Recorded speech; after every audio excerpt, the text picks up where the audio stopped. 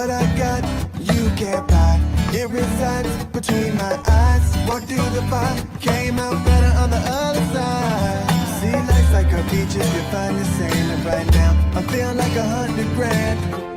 You are listening to Inspired Insider with your host, Dr. Jeremy Wise. Dr. Jeremy Weiss here, founder of InspiredInsider.com, where I talk with inspirational entrepreneurs and leaders. Today is no different. I have Andy Buyting of Tulip Media Group. Andy, before I formally introduce you, I like to point out other episodes people should check out of the podcast. A really good one was Vern Harnish. I know that you're a big scaling up Vern Harnish fan as well. You've been trained as methodologies. That was a really interesting episode. You know, he started so many companies, including he founded EO, which I know you're a member of and I'm a member of. Great organization. Check that episode out. And a lot of people even recommend his book, Scaling Up, on the podcast. Another one was with Jason Swank. Jason Swank, since this is part of the Top Agency series, Jason Swank talked about how he built up his agency to over 8 figures and sold it. And then he started buying up agencies. So we talked about, you know, the valuation of the agency space and just business in general, M&A.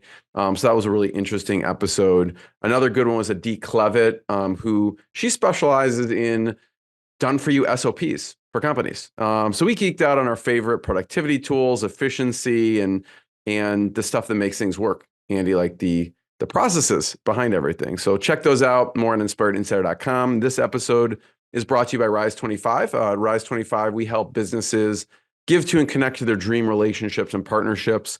How do we do that? We do that by helping you run your podcast. We're an easy button for a company to launch and run a podcast. We do the accountability, the strategy, and the full execution. You know, Andy, we call ourselves the magic elves that run in the background and make it look easy for the host so they can create amazing content and amazing relationships, and most importantly, just focus on running their business. For me, you know, the number one thing in my life is relationships, and I'm always looking at ways to give to my best relationships. And I found no better way over the past decade to profile the people and companies I most admire and share with the world what they're working on. So if you thought about podcasting, you should. If you have questions, you can go to rise25.com to learn more, or email support@rise25. And a big shout out to Janice Porter for introducing today's guest. She does LinkedIn training, marketing, and is really, I think, cut from the same cloth, was a relationship first approach. And that's what I appreciate about her. And I'm excited to introduce Andy Buyting. He's a 2-time international bestselling author, serial entrepreneur, strategic advisor. He wrote Double Sales, Zero Salespeople, How to Win Clients and Influence People. I'm gonna have to check that one out, Andy, because one of my favorites is How to Win Friends and Influence People.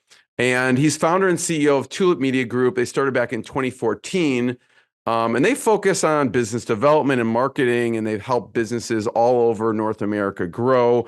They do a lot of different things, from digital marketing to print magazines and print newsletters. So direct mail and physical mail is not dead.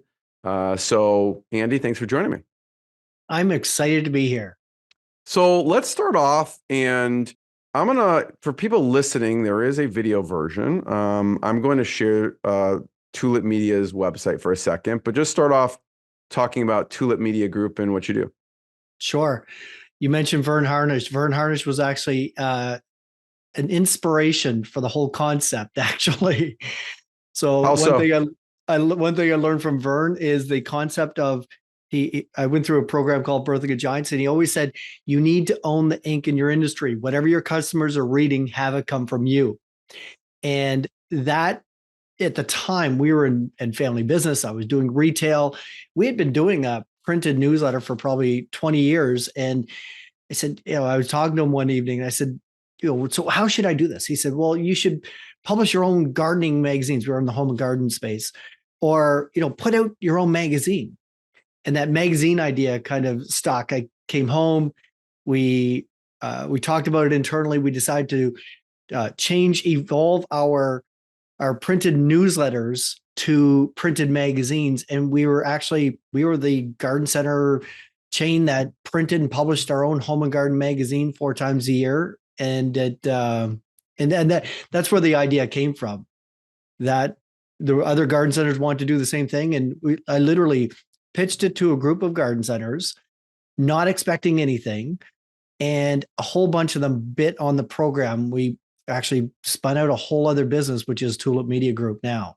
So that's where the whole, Vern was involved. Were they all in over the country? seed. Like those businesses? Because obviously, if it's one like next door to you, you're not going to help your competitor necessarily. Where were the locations that you were helping? They were in other parts of the country. Yeah. Yeah. Yeah. So and you had obviously a case study in yourself of what you were doing. So it was easy to show them. Exactly. Well, and we had been sharing what we were doing for a couple of years, and other garden centers in our buying group, they're all non-competing. A lot of them said, that's amazing. Can you do that for me? And I thought, no, this is my thing. I don't want to share this idea with anybody. But, then it came to the point where I think it was 2012 or 2013 when, I thought, I'm going to throw this out there and see if people are interested. And yeah, a whole bunch of them wanted to sign on. So we started doing this home and garden magazine. And I was recounting this story not long ago. Our very first home and garden magazine, the largest distributed magazine I'm located in Canada, is Canadian Home and Garden magazine, or Canadian Gardening Magazine. And every time it goes to print, it has a distribution of about 100,000. And our very first issue, because we were doing custom magazines for other people, leveraging other people's mailing lists, we weren't growing by one subscriber at a time. We were growing by 10,000 at a time or 15,000 at a time. And our very first inaugural issue went out with a print and distribution run of 450,000. So we thought, this is interesting. We have something here. So this became a whole other business that overtook my life for a number of years. And we've grown it ever since.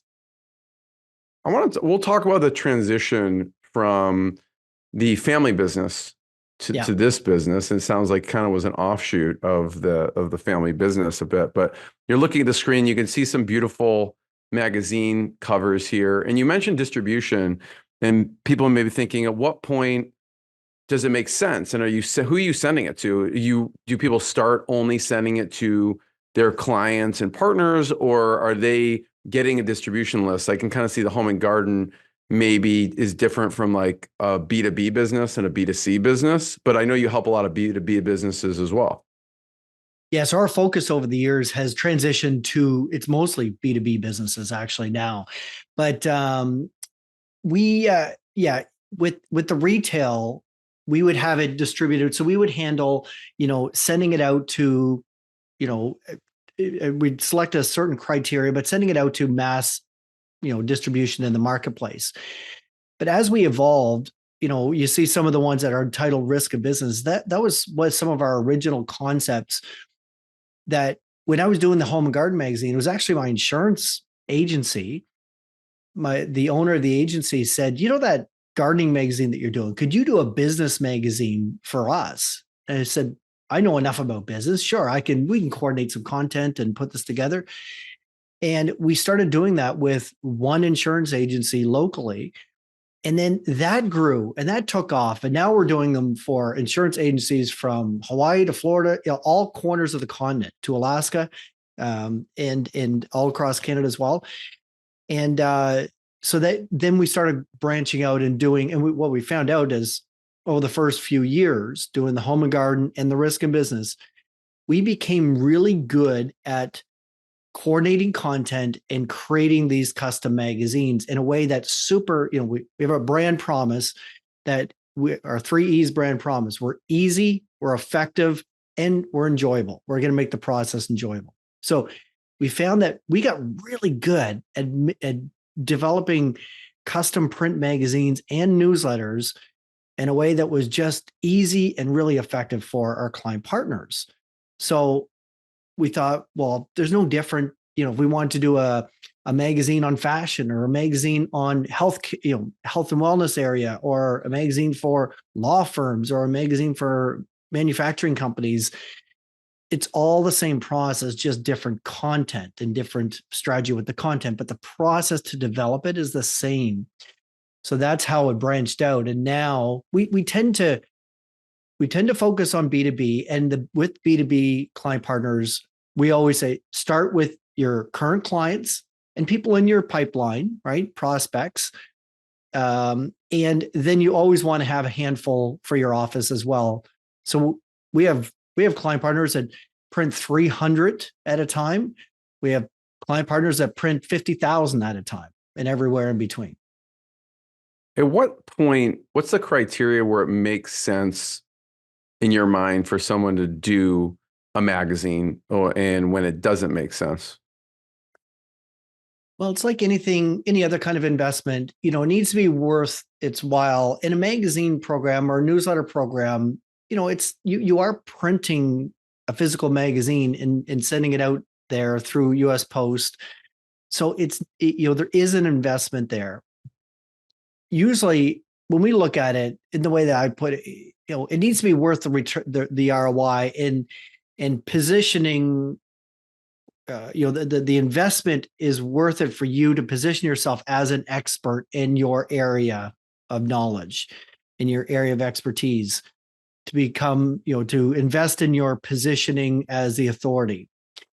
And when we look at the investment level, a newsletter is a little bit less, but most people come to us for the magazines. The magazines are just something truly unique. And a magazine, like a 16-page magazine, the very first one that rolls off the press is about $9,000, right? Every other one, you're just paying for paper, ink, a couple of staples, and a stamp. So every other one is pennies. But the very first one off the press is quite a bit. If you're doing a 32-page magazine, that number is closer to $13,000.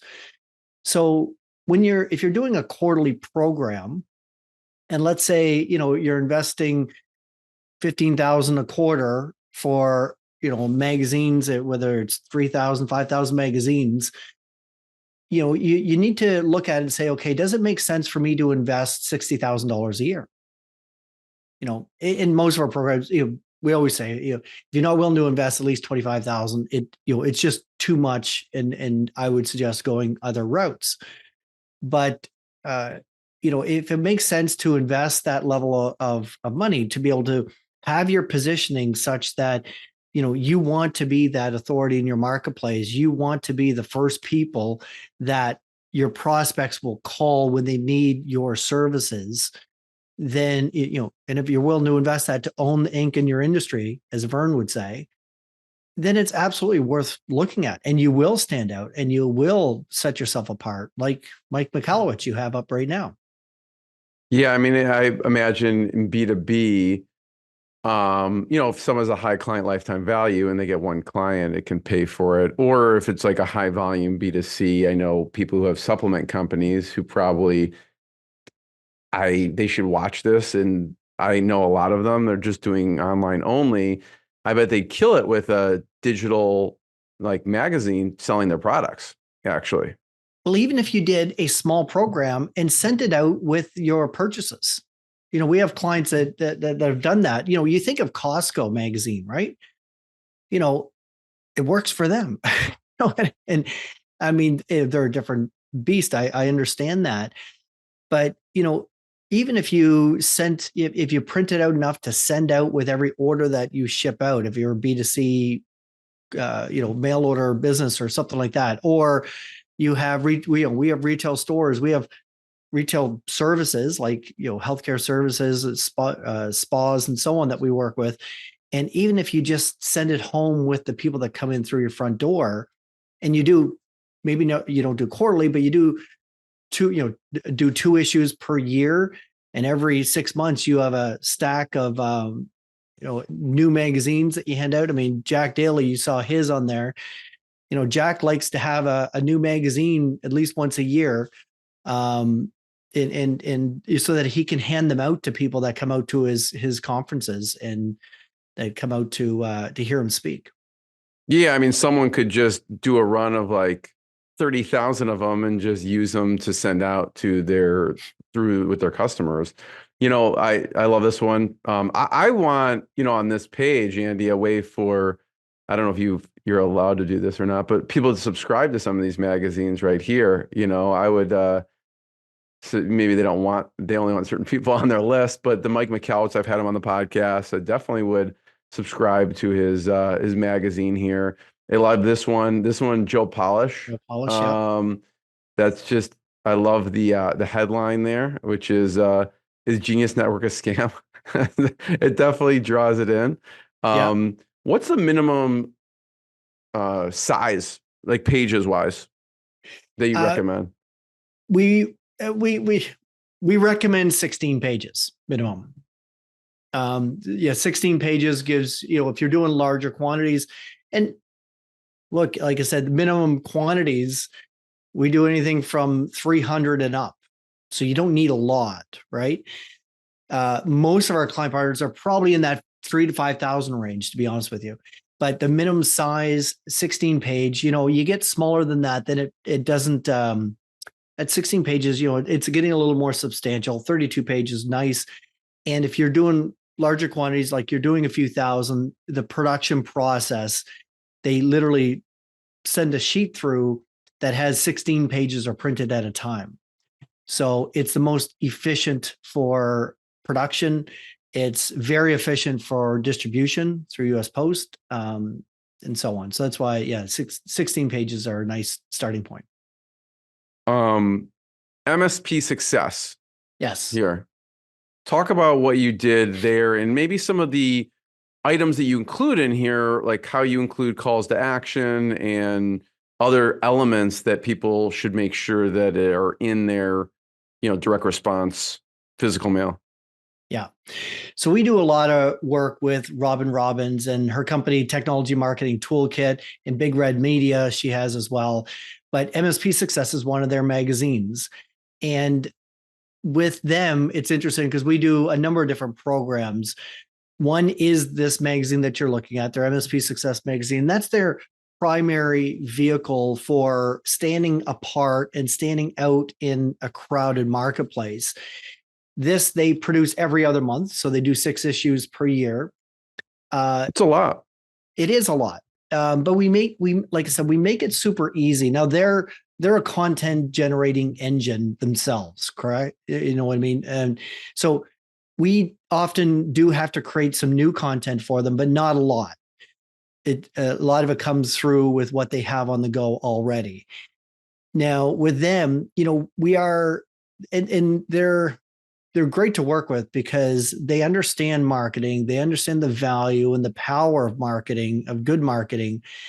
And, as you can see, there's a lot of call to actions with QR codes used throughout the magazine. We are integrating some new technologies onto the online version that you'll be seeing coming out in the coming year. But so they do like to, start the conversation in print and continue it online and engage with people online. And one thing that's interesting that most people don't realize is that a lot of the Google searches that people look up are they start or they come from something that a person read in print, either in a magazine or in a book, that kind of thing. Because oftentimes we'll read an article, be interested in what it says, or pique your interest on one topic or another, and you go online and search that up. And most people don't realize how many searches originate because somebody read something in print. So these folks, Robin and her entire team, they leverage this very heavily, and they love the magazine. They've been doing it for years as a way to set themselves apart, as a way. There's no bigger authority in the MSP space than Robin Robbins and her team at Technology Marketing Toolkit. And they recognize that, and they use the magazines for enhancing that and to engage with QR codes and surveys and all kinds of different tactics. Andy, looks beautiful. And what kind of team does it take to put all these together and to run this? Well, we make it super easy. Like I said, one of our brand promises is making it easy. And we have one of our core values is around, we're relentless about quality, ease, and ROI. And we're always looking for ways to make it as easy as possible for client partners. For us, for the team, like anytime we work with a client like TMT, we any new client partner is given a dedicated production manager who manages the whole project. They're puppet master behind everything. The production manager will team them up. We have a team of ghostwriters that are all. We have a process where we match up clients with the right writer that can, will understand their voice. We'll get the client involved in choosing the writer. So we work with a team of contract ghostwriters. We have probably 12, 14 different writers.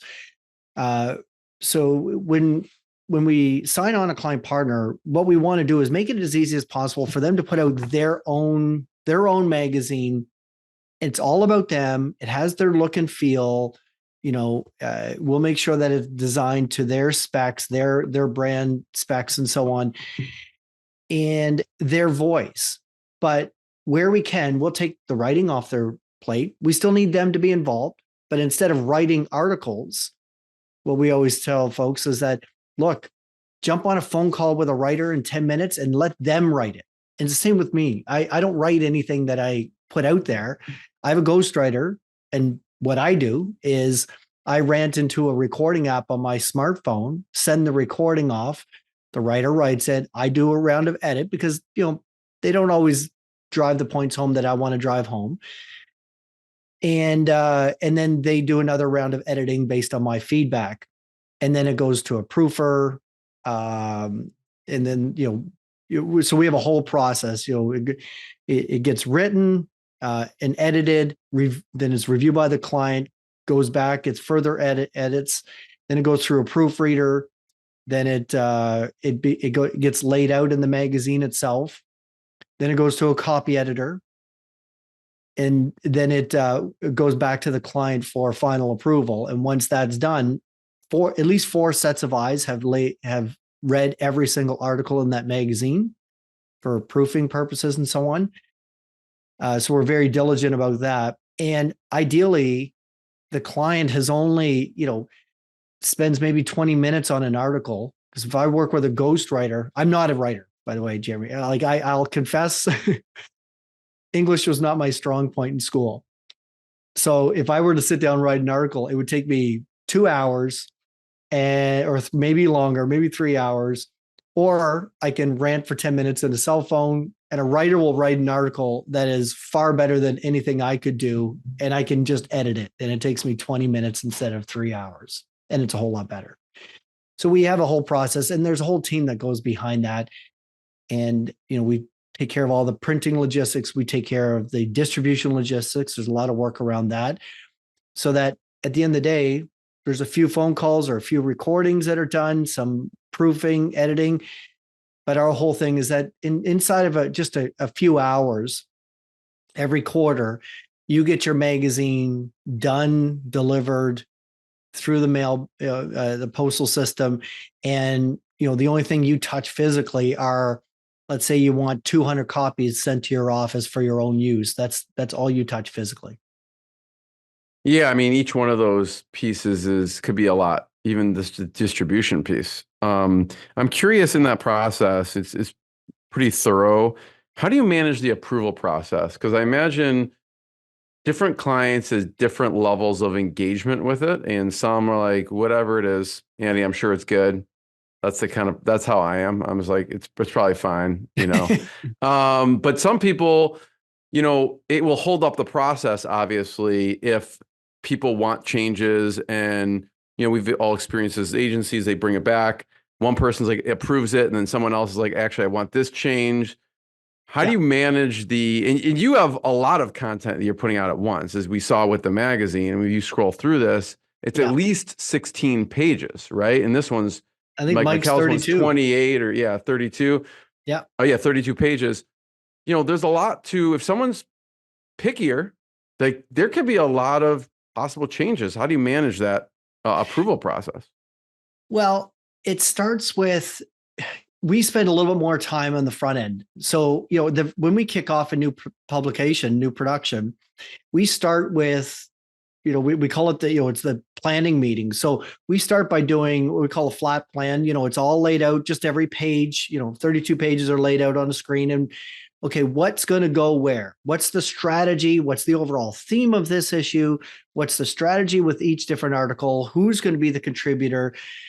And then we'll get to work on it. And sometimes all we need is that email introduction to who's going to be the contributor for this article or that article. And then we'll reach out to that person, pair them up with the ghostwriter that we've already paired up with for that client. And the ghostwriter gets to know the voice of the client. So, the very first one, there's always a little bit more work involved. But after that, it's just quarterbacking everything. What I find, one of our client partners is Andy Baylor with Petra Coach. And, I know Andy personally, so I was on his launch call a couple of weeks ago, and we decided on the theme. I wanted to give some suggestions myself. So we decided on the theme, we made our plan for the content. And then that's what Andy wanted to be involved in. He wanted to be involved in the strategy, really understanding that. We now, he knows that the writer knows his voice and is good there. I think there's only one article that Andy's putting in. The rest of it is shared among people inside of his organization, as well as, there's one of his Petra Coach posts. Andy does the welcome letter and usually one article inside. The rest of it is done by other people on his team or their guest contributors that we coordinate. And, we put it all together. His is 16 page. And we put it all together. So he gets involved in the strategy call. He gets involved in his one article, and then he reviews it all at the end. But we've now, when you get into a rhythm, we've got the look and feel that he's looking for. We've got the, he's comfortable with his writer. He's comfortable with the process, and it doesn't take much time. The very first one always takes a little bit extra time, but then they become pretty easy. And like any agency, you're right that some people go through it with a fine-tooth comb at the end. And we have another client partner that I can think of in Wisconsin. Every time we send him a proof, the ladies, the team kind of jokingly say that, oh yeah, 5 minutes later, he sends an email back and says, looks good. I think he looks at the front cover and that's, yep, it's all good. If you've done the proofing and you made sure there's no spelling mistakes or anything, like it's the content, he was involved in the content, but that's all he needs to know. Yeah, I'm always curious how other people handle that process, because they're, especially you're printing something. So it's not like you can go back and edit it afterwards. It's like print it. Obviously it's online. You can go, okay, here it is, and you can edit it. But when you're printing 10,000 of these things, like that's it. Now, one thing we do is we get them involved. Like the article is written and edited, and then it's sent to them for a review. And we always tell them there's going to be edits the first time through, because the writer, they know how to write. They're really good at writing, but they don't know, they're not the expert in your area of expertise and your subject matter expertise. So you need to review it. So they're involved and they approve the article before it ever gets laid out. And then they approve the final product. But by then they've seen every article. After the first issue, we're good at understanding, the look and feel that they're going after. So typically when it's finally laid out, and we give everybody 1 week to review the final product, we have a very effective production schedule that they stay on. They get updates. And the final product, they do have a week to review that, get any edits in. And one thing we do, because I'm sure a lot of agencies run into this, we certainly have as well, is we've learned over the years that there can only be one coordinator on their end. And we like it if it's not the boss, right? If it's not the CEO, that there's a marketing coordinator or a CMO or somebody that is accountable on their end to be the conduit. So if there is feedback, it all comes through one person and it comes through once, as opposed to, yeah, I approved it, but Johnny hasn't approved yet, and Jane still hasn't looked at it. Well, why don't you all get together and approve and look at it, get all your thoughts on one, in one sitting, and then let's go through it together. I'd love to hear some of the milestones from a client perspective. I can see in the beginning, it kind of grew out of the home and garden business, and you had a bunch of clients from there. What was, when you think of the next kind of phase in the B2B phase, what was a milestone there as far as how you got that first client? Well, I already shared how we got our first B2B client with the insurance agency who was looking to grow its commercial insurance business. And then for the longest time, we had a lot of growth in the insurance space. It's a big industry. One of the things that we always do as well is we offer to create a media kit for them. So they would actually have some of their providers or the insurance companies, carriers, sponsor their magazine in part. So we grew very quickly, and still insurance is one of our larger sectors of the business, probably makes up about 30% of our business now, are insurance agencies. So that was a big one. But I remember at the time we were focusing on, okay, we knew home and garden, we knew insurance, and we stuck with that. We said no to everybody else. But then we were at actually one of Vern Harnish's events, at a scaling up event. We were a sponsor, we had a table there, and there was one of the attendees was in the medical spa business. And he said, we actually have it on our 1-year plan this year to start our own publication, start our own magazine. And I've been tasked with, it was the owner, the founder. It was one that I want to push forward. And I've been tasked with trying to figure out how we're going to do this. So, can you guys do this? And at the time we said, well, we don't right now. So the answer is no, but you know what? I want to think about it. I want to think about it. So I talked with the team that evening. We were in Atlanta, and I talked with the team that evening, and I said, why couldn't we do this? Why couldn't we make this happen? And it's the same process. And that's the milestone when we recognize that, it's the same process. It's a 32-page magazine. It's the same process. We got to coordinate content. It's just about different topics. So we need to find different writers that have some background knowledge in it. And that we can do. We know how to do that. And that's when it was kind of an aha moment when we said yes to him. And all of a sudden, that magazine was a great success. And that just spurred on. Then when the fire truck manufacturer came to us, or when, Robin Robbins came to us with MSP, or, we do. How does a fire truck manufacturer find you? Maybe you're going to say they got your magazine, but I don't know. Actually, they did. They got our own. So we do our own magazine, and he actually saw it. And we have a Tulip Media Marketing magazine. And so the owner, his name is Gordon Green, great guy. He actually called me up because he saw a copy of the magazine. And actually, they came to us. It was kind of a unique situation, but they came to us at the beginning of COVID, when he said, our only business development strategy are trade shows and conferences, and they're all taken away from us. So we didn't do a magazine because we thought with their positioning that they wanted to take, they're selling $1 million fire trucks to fire chiefs. Fire chiefs don't go out and buy fire trucks every day, right? So on average, and they specialize in rural fire stations where a fire chief has maybe 2 trucks. They last for 20 years. So in essence, they're buying a new truck every 10 years. So every 10 years, they need to re-educate themselves on how to buy a truck, because it's a big purchase. So we positioned them as, we took the strategy that we're going to be the resource for fire chiefs that need to re-educate themselves on even how to write an RFP, right? So with them, we're doing their digital and their print. And with their digital, everything, we position themselves as, if you want to avoid the 5 biggest mistakes that fire chiefs make when buying a fire truck, here's how you do it. If you want templates for an RFP, we will be the resource. So we did a whole digital strategy around that. But then we sent a printed newsletter, because, a magazine is informative, but 50% of a strategy of a magazine is the content you put in. The other 50% is the visual, because it's part informative, it's part entertainment.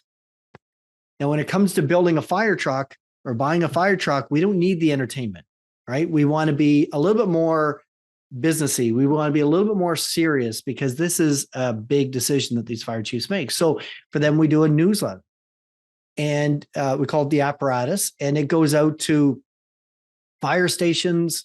They're on the East Coast, so it goes to fire stations up and down the East Coast, up and down New England states, and so on. And that's where they focus, and it's been very successful. It's set them apart to, for the fire chiefs who need to educate themselves every 10 years when they're buying a new truck. These are the guys you want to go to, because everybody else is going to sell me a truck. These guys are going to inform me how to buy a truck. And that's the position we took. And the newsletter was really well done. It serves that well.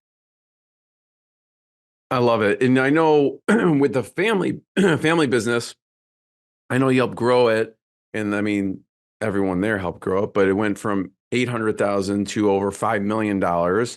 And so, that's the old business we had. The old business, right? Yeah. Guidance. And so, a thing or two, and then you brought that into Tulip Media when you started growing that business. And I know you have a book, Double Sales, Zero Salespeople. So what's a favorite story that will teach us a lesson in that book? I got a story for you. So the very first opening chapter in this, I talk about a day in 2019. We had started Tulip Media, and I did it the way that I thought needed to be done. And I hired some salespeople, and we were smiling and dialing, and we built the sales team up to 7 people, a sales manager and 6 salespeople, logging hundreds of phone calls a day and emails. And we had the dashboards up with Salesforce tracking everything and all this stuff. And it was incredibly expensive to run this sales department. And the interesting thing was that it wasn't working. It wasn't, we were never hitting our quota. Every quarter, we'd miss our quota, quarter after quarter. And then I heard a good friend of mine talk about this experience, and it inspired me. I have two main partners in the business, and it inspired me. I brought it to them and I said, here, I want to talk to you about something. What if we didn't have a sales department at all? And anyway, I open up the book, and that's where the part of the title came from, is I opened up the book with a story of us making that tough decision and driving back after lunch to the office. And one by one, I brought everyone from the sales team in, and we let the entire team go in about 2 hours. Every single one of them gone. Then I brought the rest of the company together, and I told them what I had just done, and said that, the timing was good because we were going into quarterly planning right afterwards. And, I told them what we had done and that we have a plan. And they said, okay, let's see what this is. So we got to get into our planning sessions. And I really stressed that I wanted, now is the time at the time I called it our automated sales process. What it was I had tactics and strategies that I wanted to release online and through our print, between print and online, to go from being an outbound sales organization to being an inbound sales organization. And one afternoon, we let the entire sales team go. We go into planning session, and I said, okay, what's the sales quota for this quarter? We're going to keep it the same. And I remember my right-hand person slammed her hand on the table. She said, don't set us up for failure. We haven't hit our quota in 18 months as a company. Don't set us up for failure. I said, no, trust me. And I had an intern that was fearless, a marketing intern that was fearless, and I really liked, and we ended up hiring him. But, I said, here's my vision. And we got our heads down and we strategized, and we started doing these online tactics, and we revamped the website. We started by building a website that would convert, right? If the right person gets onto your website, if they don't convert, they're not worth anything, right? So we got really good at website conversion. We got really good at pay-per-click advertising. We got really good at SEO and understanding what the core customers are looking for. And then got really good at, engaging with them online, but also getting them into our ecosystem so they'd receive the print magazine, which helped us with our branding and positioning. And it was interesting. 2 weeks before the quarter ended, we hit our quota for the first time in 18 months with no salespeople. Oh, and then the question was, who's going to take the sales calls? So you're going to generate these sales calls. Who's going to take them? Beat me to it. Yeah, that's my next question. Yeah. I said, who is most passionate about the work that we do? And it was the production people. I said, think about it. If you're buying a car, who would you rather talk to? A salesperson who you get the sense and feeling that you're their next commission check, or a car enthusiast who actually comes across because that person loves cars and they're underneath the hood with you. Take a look at this, and look, listen to how the doors close. Like, isn't that amazing? I said, it's the production people. It's the people that know our programs inside and out and that are excited about it. You talk to a graphic designer and they could talk about the color schemes and this is how we can lay out the pages and we can have this done this way. Oh, I got an idea for you. And, people will get excited and say, yeah, I want that. And then what we always used to do is we'd send them back to the salesperson where that sale would die because the salesperson is not passionate about the product.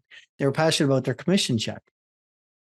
So the production people, and then I remember one of the young ladies said, I'm not a salesperson. I said, you don't have to be. All you have to do, get them excited about their project, talk to them about their magazine, about their newsletter, and just say, here's your closing line is that we would love to help you out with this. And as soon as they give a positive affirmation, great. I'm going to have somebody send you a contract. You got to sign the bottom line, and we're going to get started just like we had talked about. And they started taking these calls. And sometimes I would come in because I'm a good closer. So I would come in later. So they would have them excited and say, hey, look, our CEO, Andy, would really like to meet you. Can I bring him in on a call tomorrow? And I would help close. But I'd say 50% of the time, they would come to me and say, we got to send out a contract and we have their launch meeting booked for next Thursday. So they're already talking production. They're on to the next thing. The contract stuff is stuff they don't want to do. So, our accounting, the young lady in accounting would prep that and send that out. But that's the way it happened is we did it without salespeople because as soon as you talk to a salesperson, you become defensive. Yeah, it's human nature. But you talk to a production person or somebody who is an enthusiast about what you're doing, then you'll get excited as well. Hence the zero salespeople. Yeah. There were people doing sales. There wasn't salespeople. Yes. The definite how you define salespeople. And when we got overstretched in capacity, we hired another production manager to also take phone calls, right? Instead of hiring a salesperson. Love it. So check it out. Double sales, zero salespeople. The other one I wanted to hear a favorite story from How to Win Clients, Influence People. Yeah. How to Win Clients and Influence People was the first book that I published under the Tulip Media banner. And it was a lot of that. My opening story there is the one that I shared earlier about Vern, and how you want to influence people is through positioning yourself as the leading authority, owning the ink in your industry.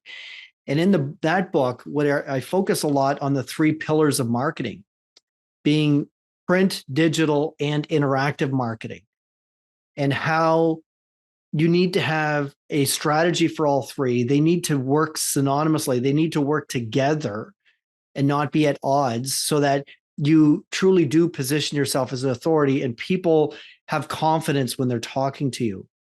And in there, I share the story, a hypothetical story.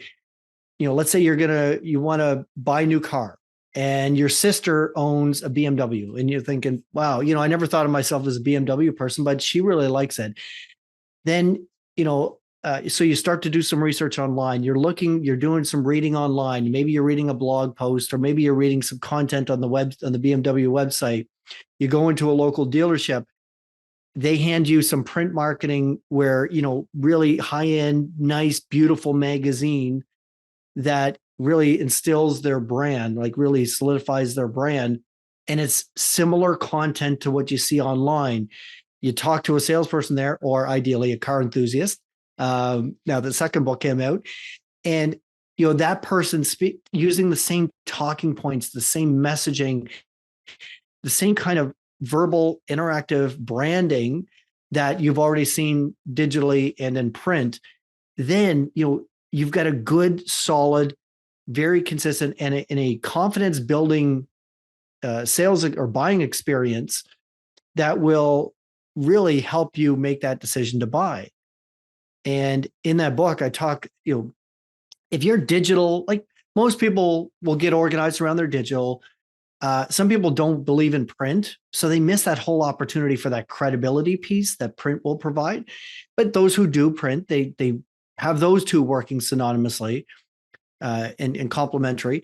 But then when they have their interactive marketing, my big thing was your marketing doesn't end with the stuff you put online or on paper. It continues when they have those first interactions with your company. So if they talk to somebody at your showroom, and all of a sudden they're hearing different things than what they just read about or just consumed in your magazine, they're going to lose confidence in your business. And that's branding. And you need to be very smart about that. So winning clients and influencing people is about brand positioning. It's about owning the ink in your industry. I still love the saying that I heard from Vern back in 2003 when I first met him, which is, whatever your customers are reading, have it come from you. And that's really that's a big part of the strategy or the theme and the content in how to win clients and influence people. Andy, last question. First of all, thank you. Thanks for sharing the stories, lessons. It's been quite a journey. I want to point people to, before I ask it, to tulipmediagroup.com. They can learn more if they've been watching the video. They can see us poking around and check out some of the work that you've done. Last question is, I could see all the books behind you on the bookshelf. I'm curious, your favorite books. It could be just resources in general, favorite books, favorite software. What are some of your favorite resources that we should point out? This could be a whole other hour, Jeremy. I could go on and on. I do love scaling up. A couple of the books, I'll share a couple of the books, especially for the entrepreneurs out there. One book that our company is big on reading, and we dive into a different book every quarter. And the one that we just finished is 10X is Easier Than 2X by Benjamin Hardy and Dan Sullivan. And by the way, the two of them, they also wrote The Gap and the Gain and Who Not How, as well as 10X is either easier than 2X. And the whole concept there is that if you want to grow 10 times, it's actually easier than growing 2 times. Because if you grow 2 times, you're going to do a little bit better at this, a little bit better at that. You just got to improve this and that. But if you want to go 10 times, you've got to reinvent everything. So I love that. Love that book. That's one of my favorite books recently. And we also, actually, that was last quarter's book. This quarter's book that's just ending is, we all read Mike Michalowicz's All In, his latest book, which is great. Especially as our team is growing, it was a great content in there. But those are some great books. I could go on and on. As far as software and so on, as a company, we are embracing, and our latest strategy is, we actually have one of the young ladies who really has a passion around AI and looking at systems and processes. We have her strategically, we hired so that she's a veteran, and we have 40% of her time. So 2 days a week, she's tasked with researching new AI, testing new AI, and bringing it into the company. So we use AI in the accounting. We are starting to use it more and more in content creation, but we still always want to have the human touch, because there's lots of things are evolving and changing so fast that what I say may not be relevant in a year's time. But as of now, if you had ChatGPT writing all your content, Google is not going to react well with that necessarily. And so you still need the human intervention, and you still need to make sure the strategy is sound. And that comes back to understanding what the business strategy is, what the vision of the founder is, where they want to take their business. And that all has to work together. So, but AI in general, when it comes to graphic design, content creation, things like project management, all the marketing, like it's coming into the company fast and furious, to the point where we have somebody she's becoming really, really good at it, devoting 2 days a week with nothing but that. So that's a resource that I think we're all going to be facing in one way, shape, or form. We are. Andy, I want to be the first one to thank you. Thanks for sharing. Everyone can check out tulipmediagroup.com to learn more and more episodes of the podcast. And Andy, thanks so much. We'll see everyone next time. Yeah. Thank you for having me. What I got, you can't buy. It resides between my eyes. Walked through the fire, came out better on the other side. See, life's like a beach if you find the sand. And right now, I feel like $100 grand.